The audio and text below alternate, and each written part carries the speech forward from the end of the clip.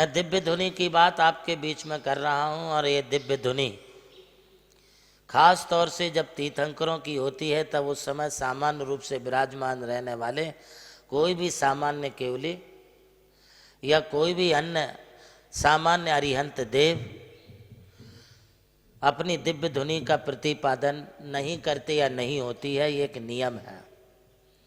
बाकी उस समय में रहने वाले आचार्य परमिष्टि या कोई उपाध्यायवादी प्रतिवादी कोई मुनि हो, अवधि ज्ञानी या मन पर्याय ज्ञानी कोई साधु हो, या कोई कितना भी द्वादशांक का ज्ञानी भी मुनि हो, तो वो तीर्थंकर की दिव्य धुनि के सामने कोई कुछ बोलता नहीं है।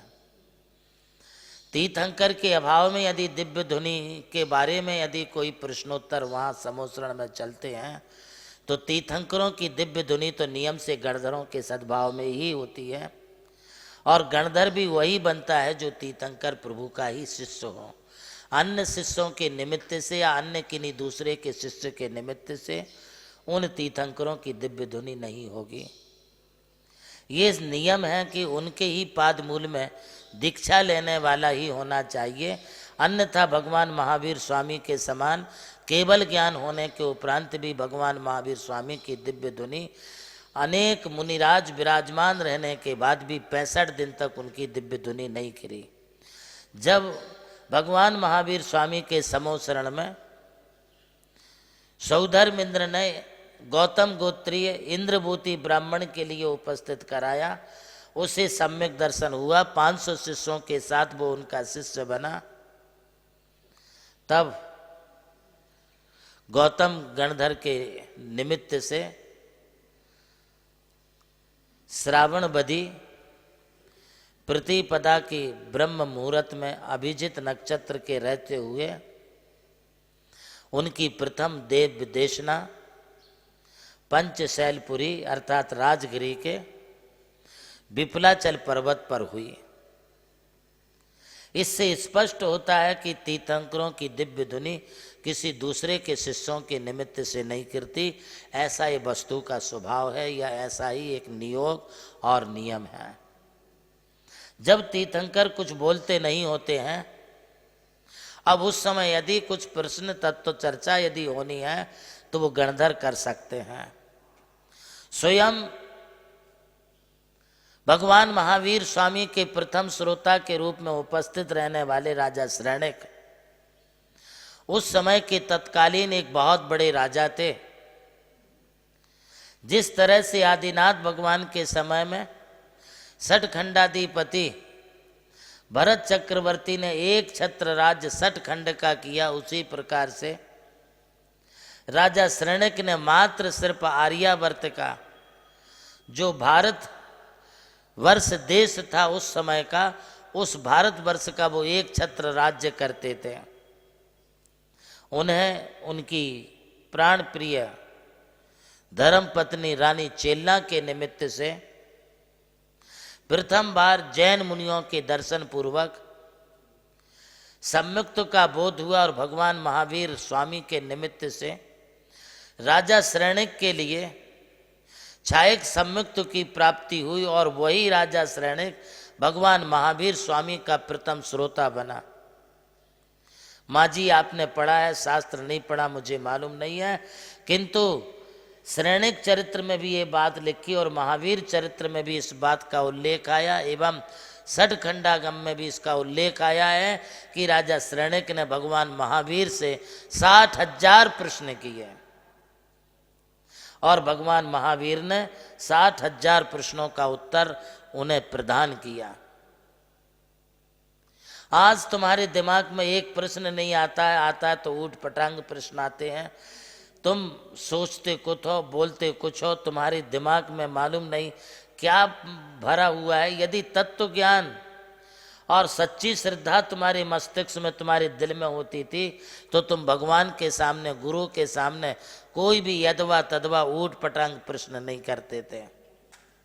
हम कितने भी बड़े ज्ञानी हो जाए, तीर्थंकरों से अधिक ज्ञानी नहीं हो सकते हैं। अपना माथा गुरु के आगे अधिक नहीं चलाना चाहिए। आगम और गुरु वर्तमान काल में हमारे लिए प्रमाण है। हमारे यहाँ दोनों भी परंपराएं मानी गई हैं, एक आगम परंपरा और दूसरी गुरु परंपरा। हमें दोनों भी निभाना है। आप जिस किसी समुदाय के शिष्य हैं, आपको अपने उन गुरु की भी बात माननी चाहिए और गुरु का कर्तव्य बनता है कि उन्होंने अपनी परंपरा से आए हुए आगम को ग्रहण करना चाहिए। इसलिए मैंने कहा कि हमारे यहाँ दोनों परंपराएं हैं। विगत 4-5 दिनों से मैंने आपसे आचार्य श्री के जीवन काल से संबंधित प्रश्नों का आपसे पूछने का काम किया। आज मैं पुनः आचार्य श्री के प्रवचन से संबंधित आपसे एक प्रश्न पूछ रहा हूं कि बताइए आज के इस प्रवचन का शीर्षक क्या है। आज आचार्य श्री ने किस विषय पर अपनी बात कही। जवाब देने के लिए नमोकार तीर्थ व्हाट्सएप ग्रुप में जाकर दिए गए लिंक पर क्लिक करें। जवाब देने के बाद अपना नाम और रजिस्टर्ड मोबाइल नंबर अवश्य लिखें।